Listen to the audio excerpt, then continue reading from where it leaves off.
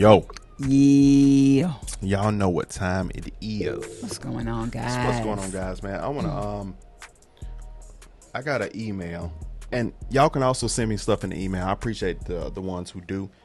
You know, if you go look on the, look right here on our page, it'll show the email address if you want to send me emails with things like that. So I was sent an email, and shout out to, I'm not going to say your name. I'm just say JB. He sent me a video and said, you know, brace yourself. It shows the real Joe Biden. No, I'm sorry, not JB is Joe Biden. I don't want to say your name, but you know who you are. But shout out. I want to see what he said. He said you're going to see the real Joe Biden in here. So I want to see what he means by seeing the real Joe Biden.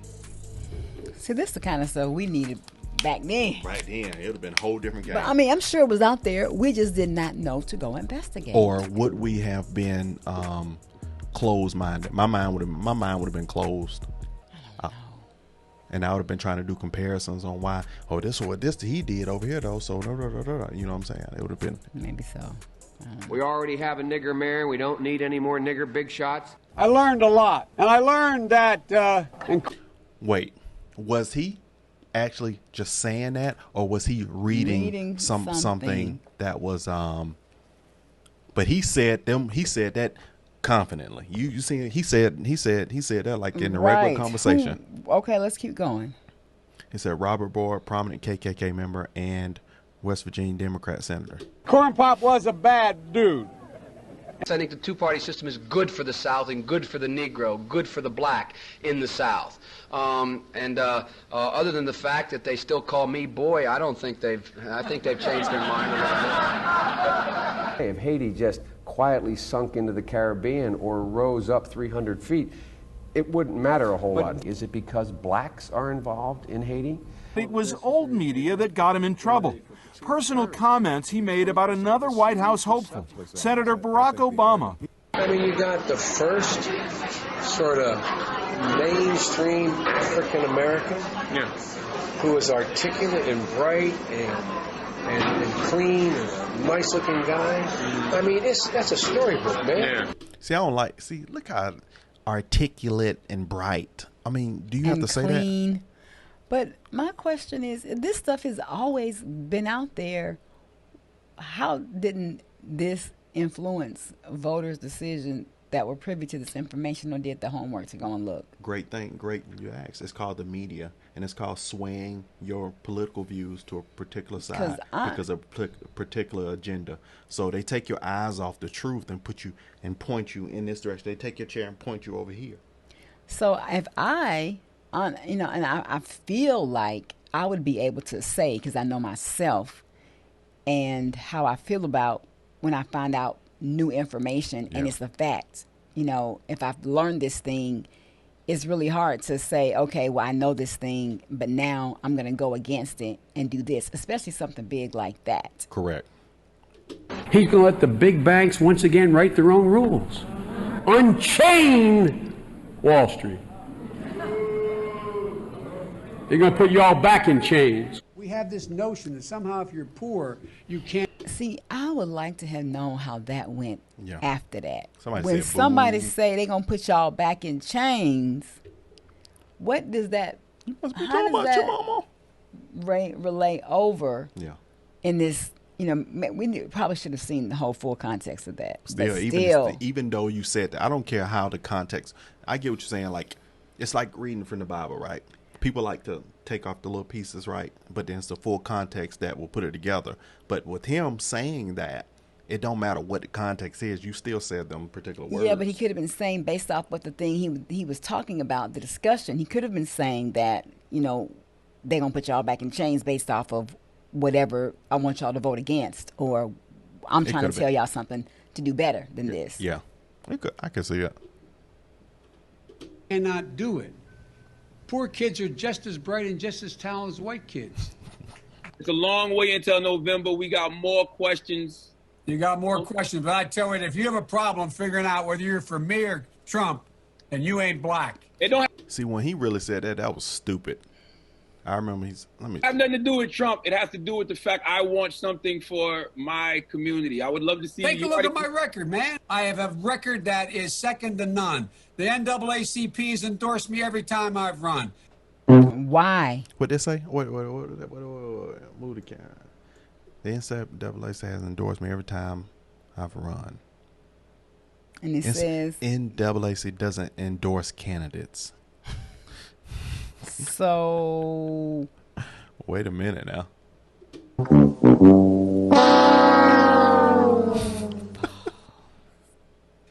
I mean, come on. Take a look at the record. Come on, baby. Let's investigate. Yeah. Joe has a terrible history in the black community, and everybody just loves him because he's the fluffy old guy. Former Vice President Joe Biden, he's run for president twice before, unsuccessfully. He's never before been the frontrunner. Now that he is towering over all the other declared Democratic candidates, his almost 5 decades in public life are getting some real scrutiny. On top of that list, his record on civil rights during his younger days as a U.S. Senator. CNN's Jeff Zeleny has exclusively obtained some letters written by Biden himself. Joe Biden is coming back as a solo act. I'm ready to go. With his long record facing a new look under the spotlight of the 2020 campaign. Gentlemen and ladies of the Senate. One chapter receiving fresh scrutiny comes from his earliest years in the Senate, when he strongly opposed mandatory school busing. It was designed to achieve integration and a more equitable education. What's less known is how he followed the lead of some of the Senate's most fervent segregationists. In a series of never-before-published letters reviewed by CNN, the strength of Biden's opposition to busing comes into sharper focus. On March 25, 1977, Biden wrote, "My bill strikes at the heart of the injustice of court-ordered busing. It prohibits the federal courts from disrupting our educational system." Biden sought and received support from Mississippi Senator James Eastland, the Democratic chairman of the Judiciary Committee, and a leading symbol of Southern resistance to desegregation. He frequently spoke of blacks as, quote, an inferior race. Eastland and others were partners on several of Biden's anti-busing bills. On June 30th, 1977, Biden wrote, "Dear Mr. Chairman, I want you to know that I very much appreciate your help during this week's committee meeting in attempting to bring my anti-busing legislation to a vote." Then in 1978, Biden again asked Eastland to put his anti-busing bill before the full Senate, writing, "Your participation in floor debate would be welcome." Ronnie Dunn is a professor at Cleveland State University who co-wrote the book Boycotts, Busing, and Beyond. Those letters I find somewhat surprising given Senator Biden's or Vice President Biden's current position and potential candidacy for the presidency and his position as a liberal. Those are issues that he's obviously going to have to answer for.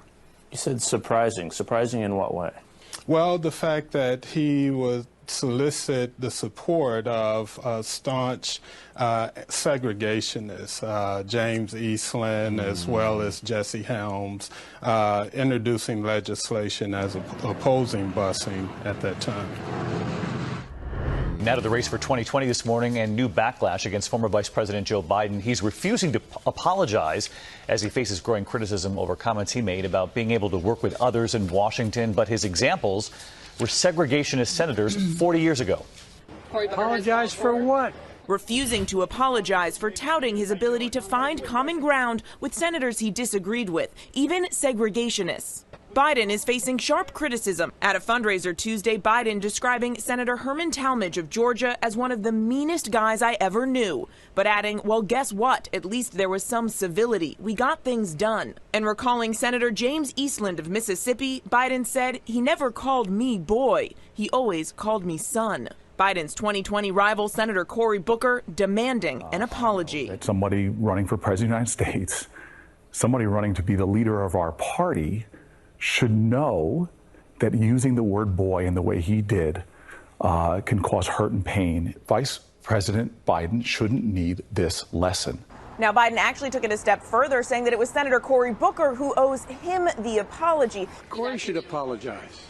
It was hurtful to hear you talk about the reputations of two United States senators who built their reputations and career on the segregation of race in this country. And it was not only that, but you also worked with... That's how Mama Shirley was looking when she done wrong. She been a bad girl. Leave my mama alone.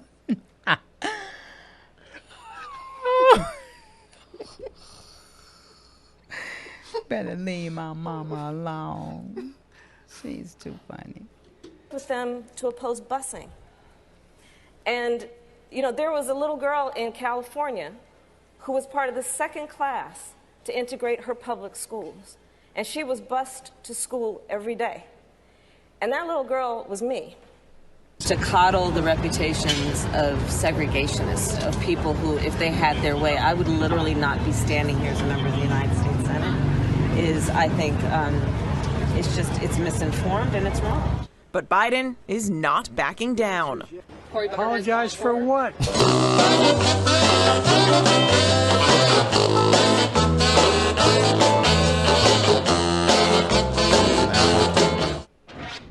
I like the idea they keep in jail longer. I'm the guy that wrote the bill requiring federal judges to keep people in jail 100% of the time for which they're sentenced. It doesn't matter whether or not they're the victims of society. The end result is they're about to knock my mother on the head with a lead pipe, shoot my sister, beat up my wife, take on my sons. So I don't want to ask, what made them do this? They must be taken off the street. Increase the penalties. Increase them. I would put the son of a gun in jail. Put them to death. From the crack epidemic of the 80s to the crime wave of the 90s to the post-9/11 war on terror, throughout his career, Biden has represented the Democratic Party consensus, shifting his views to fit whatever best serves his own political career. Over his 44 years in the Senate and then as vice president, Biden was a leading architect of today's criminal justice system, which contributed to mass incarceration and the police misconduct that protesters are fighting back against today. Wow. We're going to stop right there. Well, I mean... Wow. And he still won the presidency. I'm going to say most people had to have voted for him because they didn't want Trump to win. No, that's what somebody said in the comment section. They made a good example. They said you weren't voting for Biden, you were voting against Trump, and that's the truth. And no shame. That was the truth, and that was the truth for many. And look at the destruction. And when it was going on, people were like, most people I talked to were like, yeah, I guess I'm just have to. Nobody was excited about that. I don't know that one person that was excited about that choice. So, but look at the destruction. Look at the destruction. Look at the destruction. Look at the destruction. So, once again, that's why you have to do your own homework, and I am really excited. I've already started my set of research for. My baby gonna be down. You gonna be down there at one gathering. So what about your predication on the syndicates? And no alcohol dispensers. I have already started my research. Yes, I am a question person. I will ask questions, because if you don't ask the question, you don't get your question answered, and then you don't know and you're not clear. So I have already started my research. I got my links so far for the things that I want to definitely zoom into. Yeah. So we can make sure we're voting for the right conservative. Absolutely. Still got to make sure, you got to make sure everything line up to vote for the right conservative, because, still in the past, because that's what I did on the Democrat side. I just went straight off the cuff on feelings. So you still want to educate yourself thoroughly. Still want to be thorough. And we're hoping more people will vote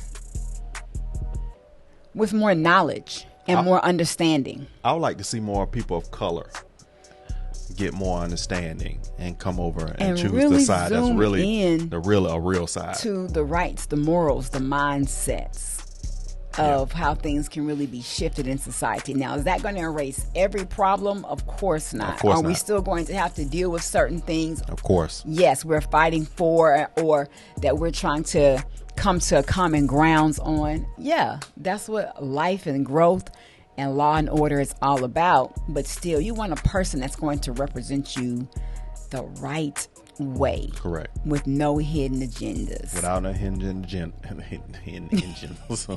What? Without the hidden engines. Hidden engines. The Hemi. Yeah. LS motor. All right, guys. All right, man. That was good, man. I appreciate you. You know who sent me that, man. My thing is, how could they still continue to push somebody from the office? Last quick, I know we've wrapped this up, but it's made me think, after seeing this, how do you still vote for? Well, we've already answered that. You question. mean like vote going forward?